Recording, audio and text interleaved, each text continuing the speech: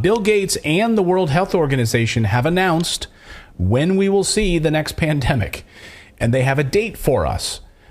So get this on your calendar. Prepare, plan your trips around this next pandemic right now. We'll have more on that in a second and the dates. But you'll remember Bill Gates and the World Health Organization previously held what was known as the 2001 Event 201.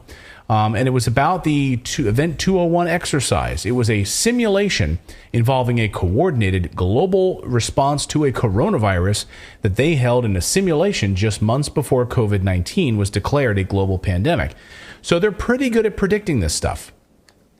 I don't know how they pull this off. Fauci, remember, Fauci told Trump in 2017, not that there could be, not that there might be, but there would be a pandemic during his presidency. Yes. Yeah, and Obama ran exercises for it during his presidency. During his pregnancy. During his presidency, too. At the womb factory. So they've just gotten together and they're doing it again now. Bill and Melinda Gates Foundation, along with Johns Hopkins Center for Health Security and the World Health Organization. I wish I was making this up, but this is not a conspiracy theory. They did this. And they just conducted their next pandemic tabletop exercise in Belgium. It's called the Catastrophic Contagion. Hey, honey, where are you going this weekend? I'm going to Belgium. I got a conference. Oh, yeah, what's it about? It's called the Catastrophic Contagion event. Oh, what are you guys going to be doing? Oh, we're just planning the next pandemic. Just getting everything ready. Getting everything ready, locked up, and the new virus and vaccines. We'll have vaccines ready to go because that's how we do this. We plan it, and then we, of course, have the vaccines ready to go. So this is the video that Bill Gates put together, along with the team, complete with simulated news reports like this. This is really what they're preparing for us. This video is called Get Ready. Watch.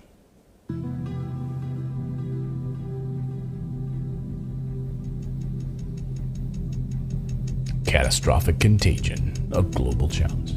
Breaking news. Two Latin American countries alerted the WHO of several outbreaks of a new infectious disease that's mysteriously appearing across the region. Severe Epidemic Enterovirus Respiratory Syndrome 2025. Oh, so that's the name, guys. Just write this down. That'll be the name of it, okay? It's going to be SEERS. It's going to be called the Severe Epidemic Enterovirus Respiratory Syndrome, and 2025 is when we'll see it, okay?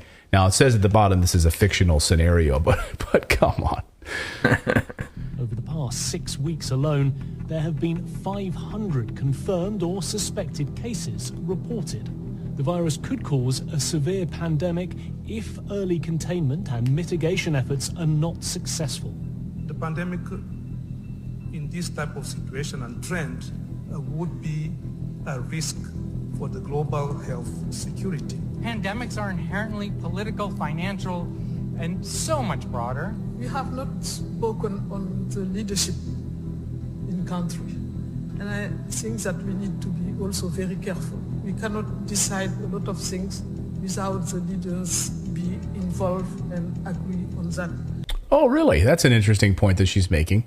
Oh, instead of unelected globalists making decisions, she's saying, wait a minute, we need to have our leaders involved in this discussion. Wait, so the white guy was the dissenter, like right. the one we're supposed to say, oh, yeah, he's a naysayer. We don't agree with him. And then she shuts him down. She shuts him down, exactly. Yeah, go ahead. There is no substitute for national leadership. It's important to support the local response or the national response. Training those that are in these areas first, enabling them with the tools, protecting them, and if needs be, regional solidarity first. At this stage, communication is key, and communication should include not just scientists with data, but also social, religious, and political leaders. Trust. This is an essential issue, and trust was broken among countries, between populations and healthcare systems, between healthcare systems and governments. I'm very sorry to say that in 2025, we need to strengthen the health system. WHO needs to be a voice for the voiceless. No one is safe until all of us are safe. As of today, there have been an estimated 1 billion cases worldwide, with more than 20 million deaths, including nearly 15 million children. Countless millions subjects are alive but left with paralysis or brain damage. Oh, okay. So that's how it'll. So, I'm sorry. You hear those numbers? 1 billion people. Okay. Millions of children, and then those who are left will have brain damage and paralysis. So that's what we'll have. That's how this is going to unfold. The most successful countries are those which invested in preparedness and trained for this moment years in advance. This included having full-time pandemic preparedness and response teams, which conducted detailed operational planning and routinely tested those plans through exercises and drills. Okay. I should also point out, I didn't recognize her at first. This is Jean Reserve. She used to be a CNN anchor. She used to be a CNN reporter. Did she? Yeah. So now, I mean, just goes to show you like the cozy. I didn't recognize her at first. Her hair is, she's older, gray, and I didn't recognize her. But she was a CNN anchor reporter. This goes to show you the coziness between the mainstream media and the likes of like the Bill and Melinda Gates Foundation and the World Health Organization to add credibility to a message that they're trying to get out. Right? Yes, but we've been freelance journalists before too, and you realize that she's just taking a contract job. Okay. We shouldn't begrudge someone taking a paying job. All right. And I saw this circulating online really quick. And I found it on YouTube and I showed Jennifer because I was like, this is like crazy that this was before COVID hit that they were playing this. And now you can't find it on YouTube. And I watched it on YouTube. So after it started to gain traction, it was scrubbed from YouTube. And now I believe you can only find it on Rumble. This video? Okay. You said this was before COVID because this just came out. Oh, this is the new one? Okay. So you've not seen the old one then? Oh, I saw. I never saw the old one. Okay. No, this is the new one that they just show released. You that because they did the exact same thing before COVID, and it was basically this exact same thing. They laid out that it was coming. They had news people. They had the table of people talking about it. It's like basically the exact same thing. Yeah, I couldn't find that video. I mean, I showed you the event 201, but no, this is the new one that just came out. This is the brand new one that they just did in Belgium for the 2025, the new pandemic. The toll might have been much less. There it is, catastrophic contagion from October 2022, and now 2025. So that's what it'll be. It'll be the Sears infection, the Sears virus. Well, they said that was an enterovirus. They said that was an enterovirus, which is polio was an enterovirus.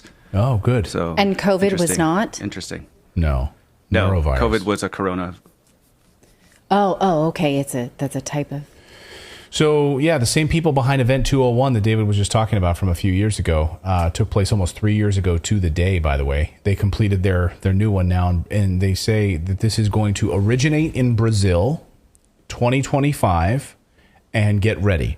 So, in addition to Bill Gates, the 10 current and former health ministers and senior public health officials from Senegal, Rwanda, Nigeria, Angola, Liberia, Singapore, India, Germany participated in this simulation. They had pre-recorded news broadcasts, as you saw, and then they had the virus simulation, and they tested the rates of spread and how this would affect children and sweep across the globe, and how they would go into lockdowns and what they would do, and preparing, of course, for vaccines as well, making sure that those are lined up perfectly with this. See, this is the beauty of what these guys do, right? They know it's coming, so then they just develop the vaccines that they can sell to us, and they have them ready to go right there. Yes, but you can see there's a clear narrative of naysayer guy, saying, well, these pandemics are political. We're not going to hand over power. Absolutely not. And then the sort of cooler heads in the room prevail like, no, we need a global response. We need centralized power. No, we absolutely. No, you unreasonable guy. They played him as a caricature. Right. And then they showed other people saying absolutely. And it's interesting that they have people who look like they're from African countries when the African Union has said, we do not want to participate in centralized power through the World Health Organization if there's a next pandemic. We absolutely will not be handing over power this way. Yeah, that's one thing that I said. Few African nations that stood up and actually voted that down. Go ahead, David. Well, I was going to say, like I was saying from the very, very beginning, and we were talking about it on the show, that if there was actually a global pandemic, then these companies would have got together with world leaders and they would have created this vaccine and spread it to the world free of charge because they are profitable.